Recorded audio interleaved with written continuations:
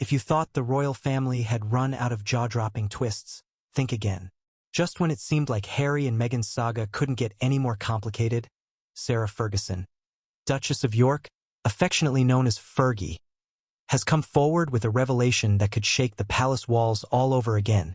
According to her, Meghan Markle's yacht days with Prince Andrew weren't just casual encounters in the glittery world of high society.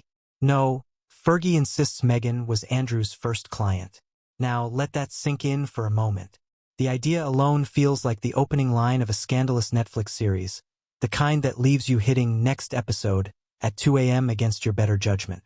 And for Prince Harry, reports claim he was left completely in shock, blindsided by a past he either didn't know about or desperately wanted to believe wasn't true. But before we continue, please subscribe, like, and turn on the notification bell for more updates. But how did we get here? And why does Sarah Ferguson, of all people, hold the keys to this bombshell story? To understand the gravity of this moment, we have to rewind. Not just to Meghan's pre-royal Hollywood days, but even further, to a time when yachts, aristocrats, and whispers of shady connections set the stage for what would one day become Meghan Markle's most controversial chapter. When Meghan met the royals before the tiara and titles, long before Meghan Markle slipped into bespoke Givenchy gowns and waved from palace balconies, she was simply an ambitious actress, best known for her role on Suits. She lived in Toronto, hustled between auditions, and made her mark with a mixture of charisma and resilience. But Meghan wasn't just another actress hoping for a break. She had an eye for opportunity. Connections were everything, and in Meghan's world, networking wasn't just about handshakes. It was about positioning herself in circles where the right introduction could change her life forever. That's where the whispers of her yacht days begin. These weren't the yachts you rent on Airbnb for a bachelorette weekend. These were floating palaces, the kind where champagne never stops flowing. Billionaires casually discuss their next venture, and celebrities rub shoulders with royalty under the cover of Mediterranean sunsets. It's said that Meghan, like many young social climbers, mingled in these circles. Whether by invitation, charm, or sheer determination, she found her way onto decks where the powerful gathered. And who else frequented those yachts? You guessed it, Prince Andrew. Prince Andrew, the royal in the shadows. Prince Andrew has long been the royal family's most controversial figure. Before the infamous Jeffrey Epstein scandal cemented his fall from grace, Andrew had already earned a reputation as the party prince. Fast cars, glamorous companions, and questionable business ties seemed to follow him like a shadow. For years, whispers circulated about Andrew's connections to models, actresses, and young women introduced to him in socialite settings. But what Sarah Ferguson has revealed takes this reputation to a whole new level. Meghan wasn't just another face in the crowd. She was, according to Fergie, his first client. Now, the term client here is deliberately vague and explosive. Did it mean business? Did it mean companionship? Did it mean something darker? That ambiguity is precisely why this revelation is so powerful. It forces the imagination to race, pulling us into a narrative where every possibility feels scandalous. And for Harry, the implications are devastating. Because this isn't just about Meghan's past. It's about trust, image, and the legacy of the monarchy itself. Sarah Ferguson, the unlikely truth-teller. But why Sarah Ferguson? Why now? Fergie has always been something of a royal outsider, dancing between scandal and redemption with surprising resilience. She's lived the dizzying highs of being welcomed into the royal fold and the crushing lows of tabloid humiliation. Perhaps that's why she seems to speak more freely than other royals who cling tightly to discretion. She has nothing left to lose, and in many ways, everything to gain by pulling back the curtain on secrets no one else dares to expose. For decades, Fergie has been painted as reckless, candid, and even reckless again. But maybe, just maybe, that makes her the perfect person to reveal the truth.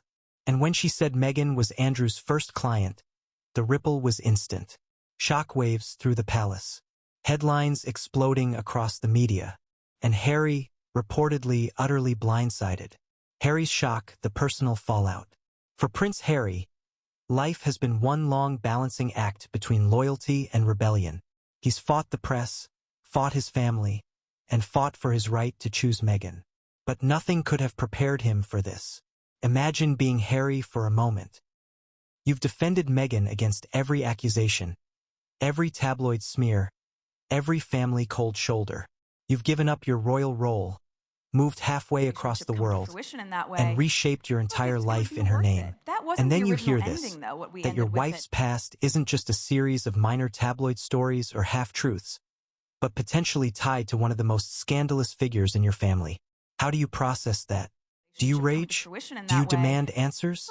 Or do you retreat into silence, realizing that the past has a way of haunting even the most carefully curated futures? Reports suggest Harry was furious, shocked, and deeply unsettled. Whether he confronted Meghan directly, we don't yet know. But the image of Harry pacing in disbelief, replaying every conversation, every detail Meghan shared about her past, feels almost cinematic. The Meghan question. What did she know? This leads us to the burning question. What did Meghan know, and what did she hide? Meghan has always been careful with her narrative. She presents herself as a woman who fought against the odds, built her own career, and found love with a prince against a backdrop of adversity. But the Yacht whispers, now solidified by Fergie's claims, suggest another side to her story.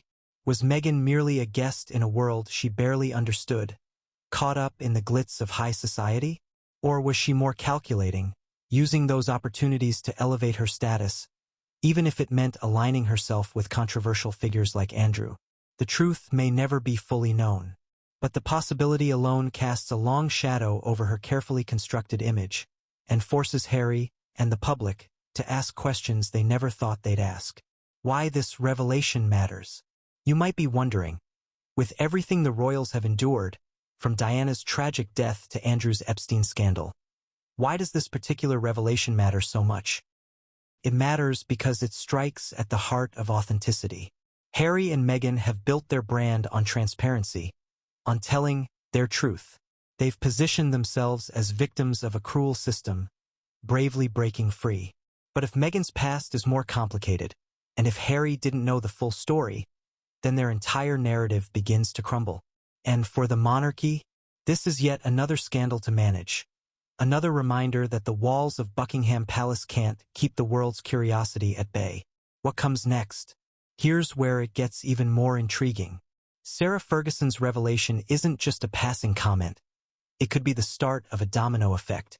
Will more people from Meghan's past come forward? Will royal insiders leak more details? Will Andrew himself, cornered by scandal, confirm or deny his role?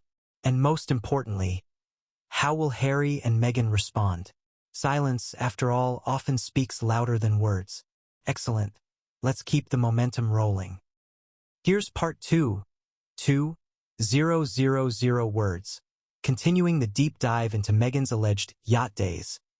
Andrew's shadow, Sarah Ferguson's motives, and Harry's emotional fallout. The word yacht conjures images of luxury. Champagne flutes catching the sunset, designer swimsuits, and soft waves lapping against the hull of a vessel so extravagant it could be mistaken for a floating palace. But in the world of high society, yachts aren't just about leisure. They are about power, networking, and, in many cases, secrets. For Meghan Markle, those days at sea were more than just glamorous escapes. They were stages, floating theaters where reputations could be built, deals could be struck, and introductions could rewrite destinies. But with Sarah Ferguson's revelation, those yacht days now carry a darker edge. What if Meghan's entry into that world wasn't innocent? What if her presence wasn't accidental? A world few ever see. Let's be clear. Yacht culture is not the kind of vacation you book with your cousins on Groupon. These events are closed off, meticulously curated, and invitation only. It's not just about who you know, but who you are seen with. In Meghan's case, the stories suggest she was no wallflower. Guests recall her as charming, confident, and always positioning herself within arm's reach of power players. If you've ever been to a party where everyone seems to know the right people except you, you know the magnetic pull of social currency. On these yachts, Meghan wasn't blending in. She was standing out. And then, of course, there was Andrew. Prince Andrew, the party prince's playground. Andrew's reputation has always been wrapped in glitter and grime.